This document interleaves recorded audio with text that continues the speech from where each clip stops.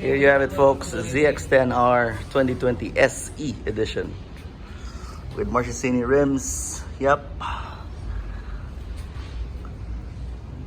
Embossed logo. SE extended tank with stump grips installed just now, and then tank protector, custom seat. Yep, installed right now. Swing arm protector, carbon fiber, subframe, and frame protector.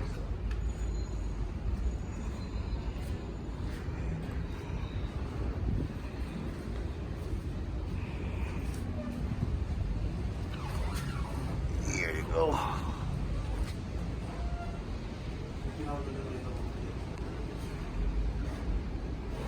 Hope you enjoyed, folks.